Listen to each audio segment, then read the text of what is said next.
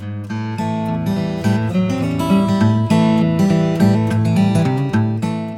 y'all, and welcome to Scrappin with Sheri. I wanted to show you a page layout from start to finish using the On the Farm collection. I did a video that shows you all the pieces and parts of this collection, but I wanted to show you how I would put a page together very simply using the beautiful products that are provided. Now, I chose the background to have lots of color in it.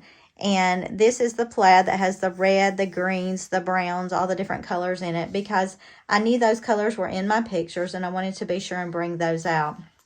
I also knew that I wanted to use this extra large layered frame on this picture particularly. So I know that that's going on this page. And I want to show you how I use the frames to put them on a page. Typically, when I get ready to put one of these frames on a page, I line my picture up in it where I want it to go, and I use my tape runner across the edge of the picture and the frame, and that just holds my picture in place so I can look at it and make sure that it's exactly where I want it. Now, I had cut my face off a little bit in the selfie anyway, so this is fine to me, but then I go ahead and I add more tape to make sure that this frame is going to stick well on my page. Now, these frames are already layered, so they're a really cute, quick embellishment. And I'm going to add that right over here. Now, if you're noticing, my cloud is going off the side over here, and that's fine with me because I'm going to cut that anyway. So, we've already got one thing down. Now, these are the 3 pictures that I had from this particular visit, and I know right away I want to go ahead and cut the road off of this one. So I'm going to use my personal trimmer and just trim that down a little just to get the road off. This picture I like as is. So I pulled out some of my mats from the mat pack and started looking at those. Particularly, I want this on the green. But you see how the greens kind of fade into one another? So I really was thinking I might want to add a little bit of white to that to help it pop a little more. Now, you know me, I use my cover sheets for this part, but I'm just going to stick my picture down on here very quickly. I use just a tiny little border, and you'll be amazed at the difference just that tiny little bit will make. We'll pull the 12-inch trimmer over to trim this down.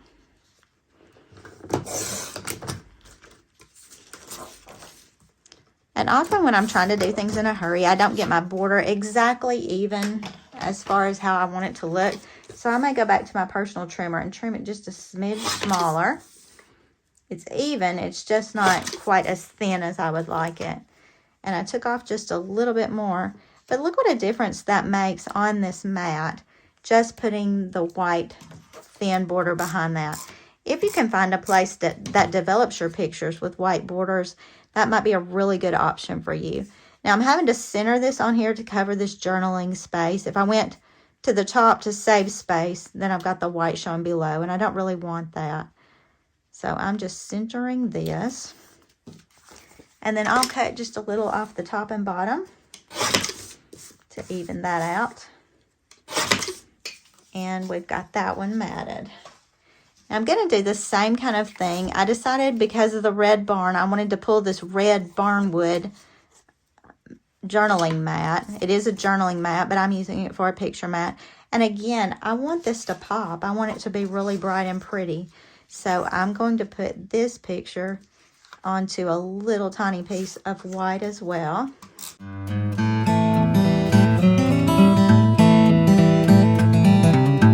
All right. So I'm going to tuck this right behind the edge of my little barn.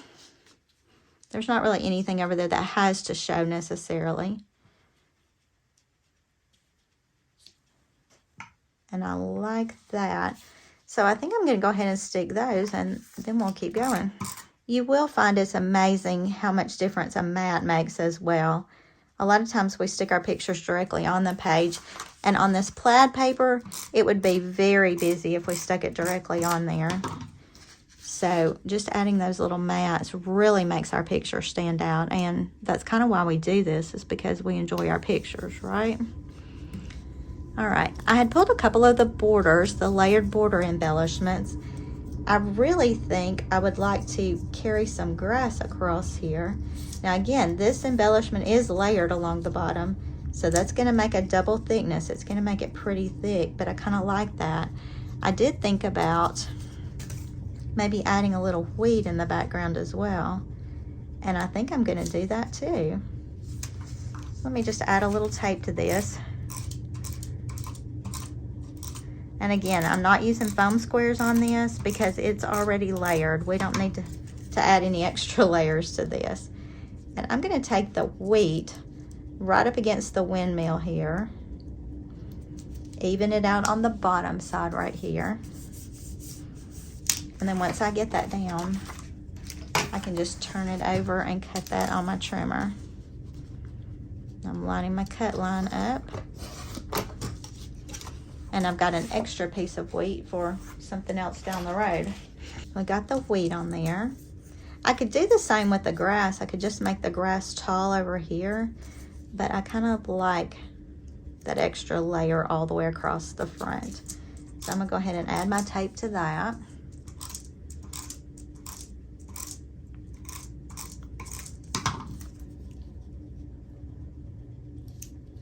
I didn't really have a lot to say as far as journaling on this page. My husband and I were just traveling from one place to another.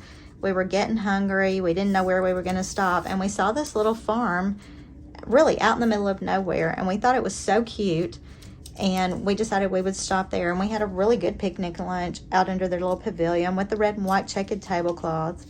So not a lot to say, but I do want to journal a little bit.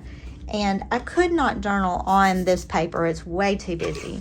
So I decided that I would take another mat that's got journaling pieces on there. Oh, maybe I'll journal on that side. Isn't that cute? No, it probably won't show up against that.